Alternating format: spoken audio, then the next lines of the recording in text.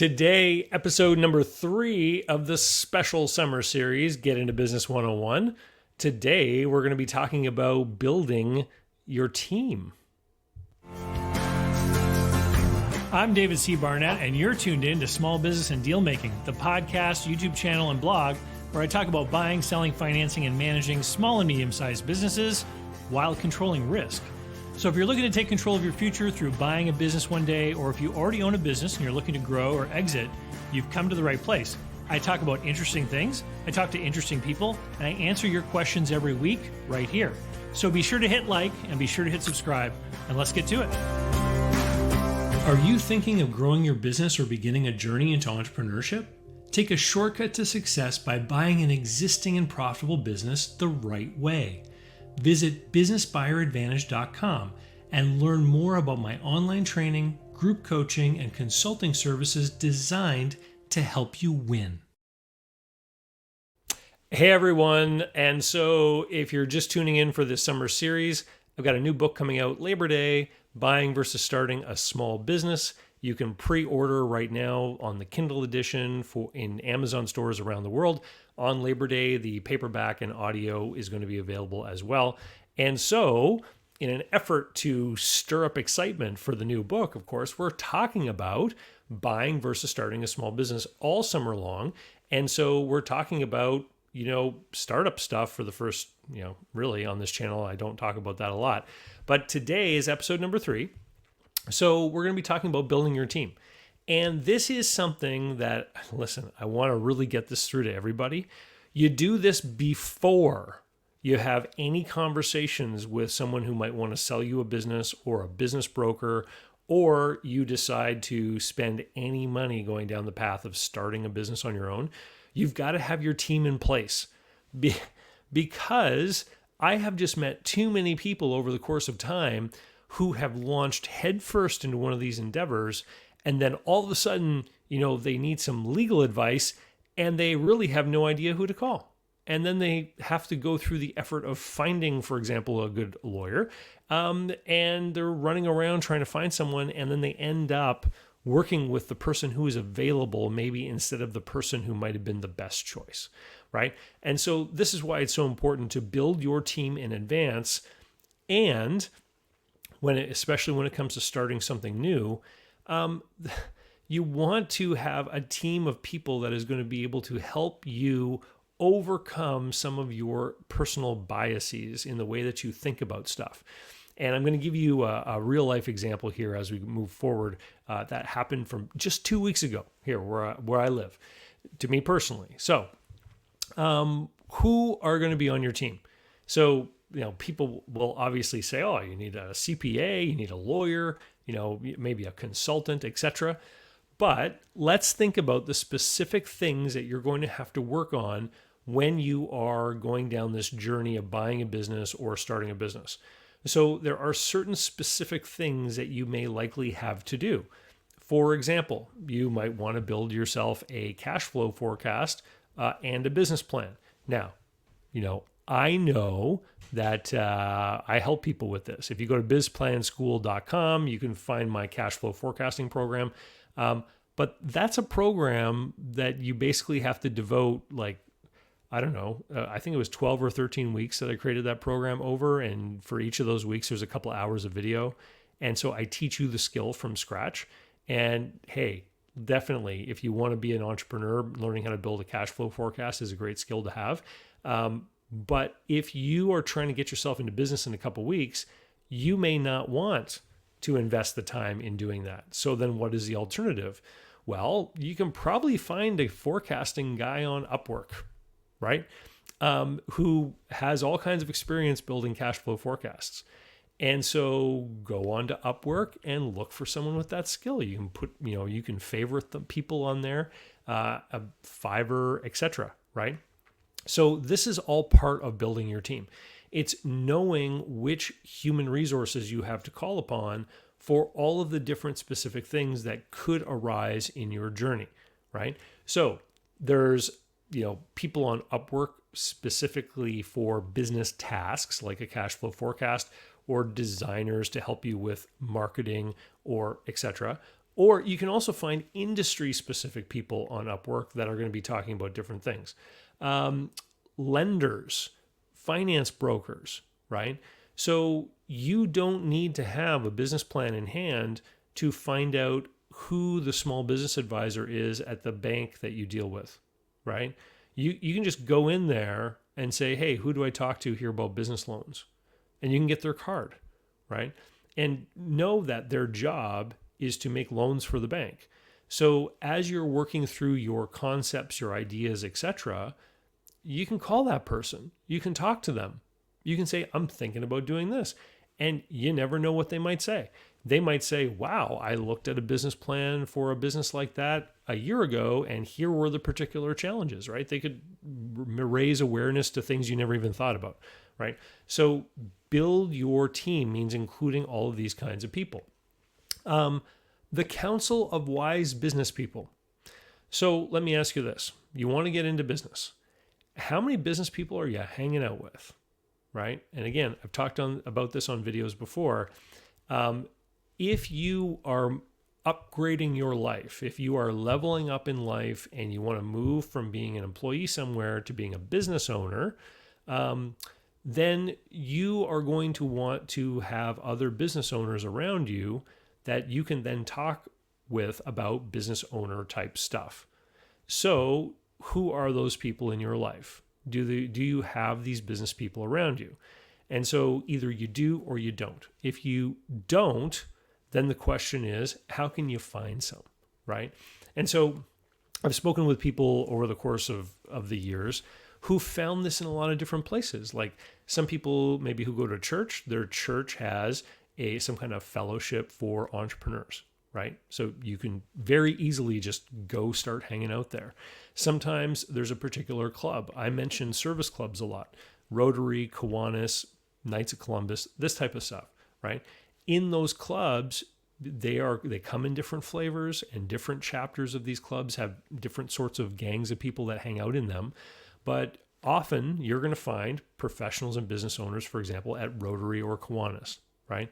And depending on what region you're in, this can change. So take a look at the service clubs in your community. Can you join a club literally filled with business owners and then start to have this council of wise business owners around you where you can start to talk about some of these things? Your own social group, your own social network. So, for example, it amazes me when I meet someone who's thinking about getting into business and I will ask, have you reached out to any of your friends or relatives to find out if they know anyone who's an expert in this field? And people just never think of this, right? But if you are thinking about getting into contracting or, auto service or something like this, these are industries that have a huge number of independent operators throughout the industry. So it is highly likely that someone you're connected to on Facebook is connected to someone who owns a business in that field or is retired from that industry or, has some great in-depth knowledge of that industry. Maybe they worked in that industry doing something, right? And so a posting on Facebook that says, I'm looking for anyone here on Facebook that I might be connected to that has knowledge or experience of the auto repair industry. Is there anyone you can recommend? You might be Facebook friends with someone who has a cousin who worked in that industry for 20 years, and they can connect the two of you. And you now have somebody that maybe you can talk with. You can take out to lunch. You can take them out for a beer. You can have a conversation about your ideas and what your expectations and thoughts are about an industry. And then they can either reinforce or confirm what you're saying or shred your notions immediately, right? And say, no, you have no idea what you're talking about. It's not like that. It's like this. And they'll tell you all about that industry. And these people are probably orbiting around you, but you have to go looking for them so that you can have these conversations. Now, there are also other kinds of experts that you can reach out to. I mean, this is why people do one-on-one calls with me, right? Because they want to bounce ideas off me about businesses that they want to buy, etc. And you can find those calling links by going to calldavidbarnett.com. There it is on the screen. All right, calldavidbarnett.com is where you find those. But There are other places. Let me share my screen. So, for example, this is clarity.fm. And clarity.fm is literally an online marketplace for expert advice. And it's like those old 1-900 numbers from the 1990s where you pay by the minute.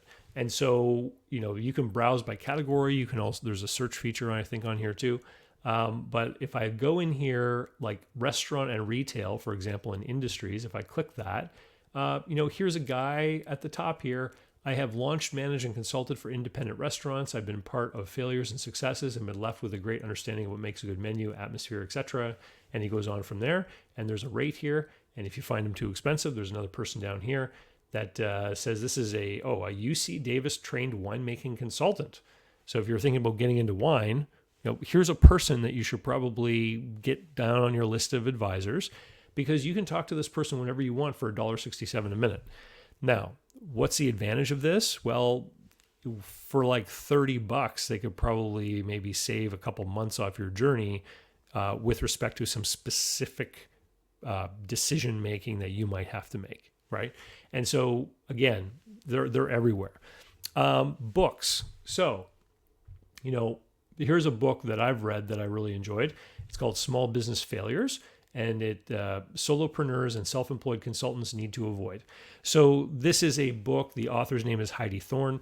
I've read this book, and it's really fantastic. And because I am basically a consultant and for a long time just worked by myself, I read this book, and I can tell you it's a great book. And the warnings she gives about specific problems that people run into with these kinds of businesses, there's probably lots of other books out there specific to the industry that you're thinking about exploring. So, last week we talked about choosing an industry, gathering your team together and informing yourself whether it's a person you can actually bounce ideas off of, or if it's someone like an author, like, this lady, Heidi Thorne. This is not, Stephen King. Like, if you wanted to talk to this lady, you could probably figure out a way to talk to her too, right? So if you enjoyed the book and you thought, maybe I should hire this person to actually run through my ideas with me, you probably have access to these people. And there's all kinds of people out there. So you want to build your team by figuring out who you want to talk to. LinkedIn is another fantastic resource. So if you haven't already, work on your LinkedIn profile, make sure it's up to snuff, as complete as possible. Connect your contact list wherever you keep your contact list so that you can reach out and get connections with all the different people that you know in real life. And then you can start to search on LinkedIn by doing like, second or third degree searches, and you can look for industry keywords. So you can likely find people that are already working in an industry. And it can be as simple as this. Let's say you decide that you want to, get into the bowling industry. You want to own a bowling alley, either starting one or buying one. You type bowling into LinkedIn, and it's going to very quickly tell you if there's anyone within a couple degrees of separation of you that has worked in a bowling alley or has owned a bowling alley or has been in the bowling industry, right?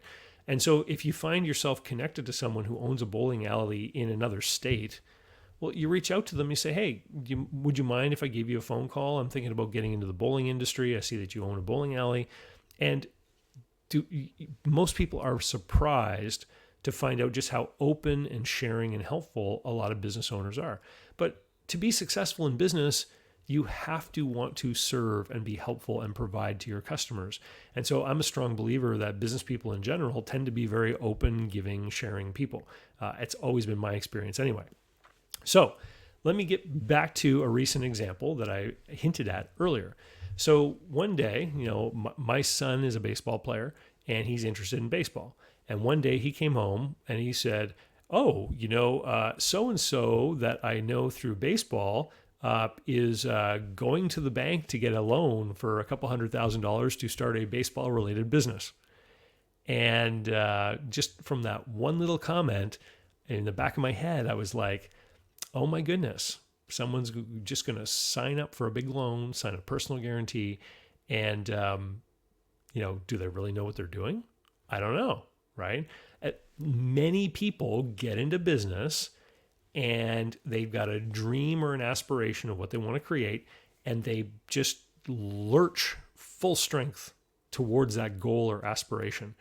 And if anything tries to get in their way, they push it aside like an obstacle, right? Because don't the big cheerleading gurus tell us that you need to like burn the ships and make no excuses, make no plan B, just launch yourself full speed forward, and commit yourself and be motivated and dedicated, right? So I reached out to this person and I said, hey, I don't know if you know, but I advise people in this space. Why don't we get together? And so I met with them, and in a brief meeting kind of highlighted a bunch of different things based on, what they were explaining that they were going to do, of how they could, number one, maybe be a little more resourceful and get into the business with less investment. But number two, ways that they could measure the market desire for what they were going to do and make sure that there really was the demand that they thought. Because of course, their whole life and their whole social circle revolves around baseball. So when they say, hey, we're doing this baseball related business, everyone's like encouraging them, right? But they quite literally live in a little bit of an echo chamber where all the people that surround them have the same kinds of interests. And so is there really a broad enough market for their thing? Well, that's one of the things I wanted to point out to them, is different strategies they could employ to actually measure that, to really make an informed decision before they sign their name on that, guarantee document. Anyway, hope this has been helpful. I would love to remind everyone that the book is coming out in Labor Day this year, 2024, Buying versus Starting a Small Business. You can pre-order already for Kindle. The paperback and audiobook will be available on the same day. And don't worry, I'm going to remind you all summer long. And looking forward to it. Again, post your comments and feedback, and we'll talk to you soon. Cheers. So, how can you learn more about buying, selling, financing, and managing small and medium-sized businesses? Easy. Go over to my blog site, davidcbarnett.com, where you can learn more about me and how I work with my clients. You can learn more about my books and courses that I've prepared for you. You can find out how to subscribe to my email list, the YouTube playlists, and more. There's literally hundreds of hours of content there, all for free, and I'd love for you to be my guest. Special thanks go to Mark Willis at Lake Growth Financial, today's video sponsor. Mark helps people better manage their personal and business finances through the Bank on Yourself insurance strategy. This is something I've done personally, and I've seen others use it successfully for years. Go to newbankingsolution.com to find all the interviews I've done with Mark and learn more about the advantages of these programs. While there, sign up for a free consultation to learn what this solution might look like for you.